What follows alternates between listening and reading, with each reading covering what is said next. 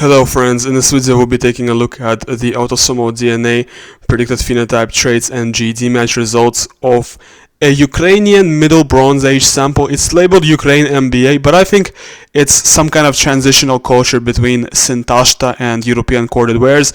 That's just what it looks like when you look at its DNA results, but this is Ukraine MBA sample from the very east of Ukraine. Let's begin with his results.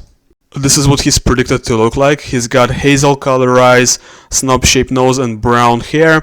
My eye shape predictor tool is actually predicting him to have South Asian eye shape, which is in reality kind of the same as European. What's the difference in morphology versus South Asian versus European? There really isn't any difference. But he is predicted to have South Asian eye shape, and he's also predicted to have curly or kinky hair with my hair ID tool. But keep in mind that this hair shape prediction was only done with 7 SNPs, so how reliable is the prediction that's done with 7 SNPs? Maybe not so much. He most likely has BH1. He's heterozygous for BH2, and he does not have BH3 or BH4. So heterozygous for BH2 means already on the darker side in terms of pigmentation of eyes and hair. He does not have any European hunter-gatherer blue eye plus red hair plus pale skin variants in IRF4. He does not have any draft variants in MC1R, so there is no reason to assume he's got any kind of red hair. But if you look at his genotypes in SLC24A4, SLC24A5, SLC45A2, IRF4, TIRP1, all the other coloring-related variants, he definitely has some kind of lighter pigmentation. That's actually why he's predicted to have hazel eyes instead of like brown, and why he's predicted to have brown hair instead of black, and that's also why he probably had white skin in reality. Now for GD match, this is what he scores with Eurogenes K13. This result looks very similar to what Sintashta would score. Sintashta would score maybe 3% more West Asian, but overall this looks a lot like Sintashta results. And this individual is not Sintashta, this individual is from Ukraine. He's getting modeled as a mixture of Finnish plus Baloch or Finnish plus Caucasus with the oracle here. This is what he scores with MDLPK 11. As you can see, a lot of Caucasus admixture, 31% Caucasus plus, additionally 4% around Mesolithic, so a lot of Caucasus admixture, closest to Battle Axe, which is a corded ware group from the Scandinavia. But look at line number 20 for the mixed mode oracle. The very last line, Battle Axe plus Andronovo, that's really what I think this individual is. I think this individual is a mixture of some kind of European corded ware plus Andronovo, well, not Andronovo, but Sintashta or some kind of steppe corded ware derived people, right? This is what he scores with PunDNA LK12.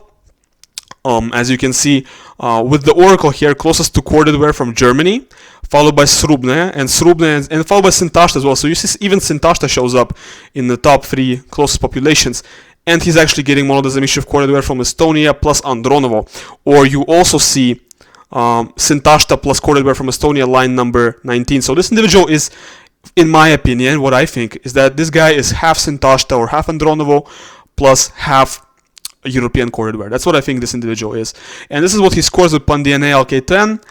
With the oracle here, he's closest to Mordvins, followed by Ukrainians, followed by Belarusians, all the Eastern European groups, pretty high distance. And he's actually getting modeled as a mixture of Estonian plus Chechen, or Estonian plus Lizgin. And the Lizgins are a group of people in Dagestan, in the Caucasus, or also Estonian plus Baloch, and Baloch are people in the southeast of Iran.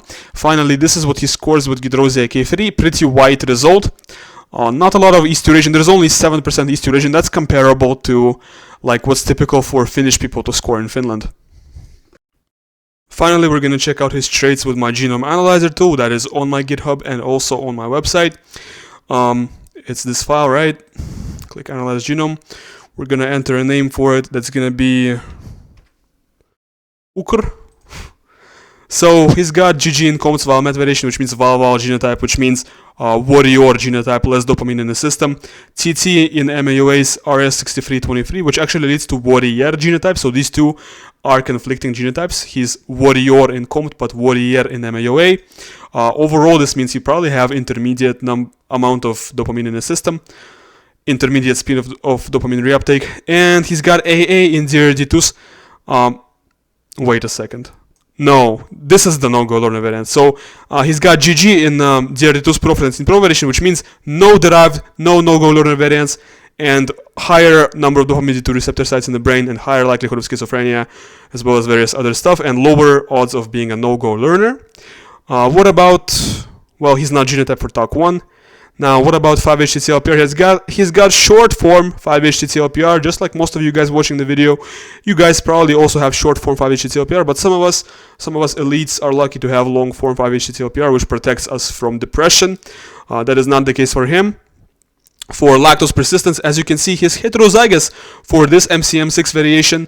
I think this is the important variation. So I think I'm not sure, but I think out of these two, the top one is the more important one. So he's heterozygous for it, which means he does have European lactose persistence allele, and he is lactose persistent. He's not lactose intolerant. His AG for OXTR, well, when I say OXTR, I really mean just this variation, because these two don't really matter all that much, which means one sociopath variant and one higher empathy variant.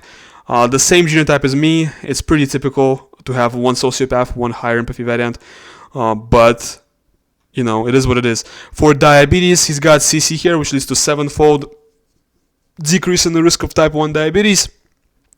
For Alzheimer's, no APOE2 alleles in this variation of APOE, so does not have any of the Alzheimer's related variants.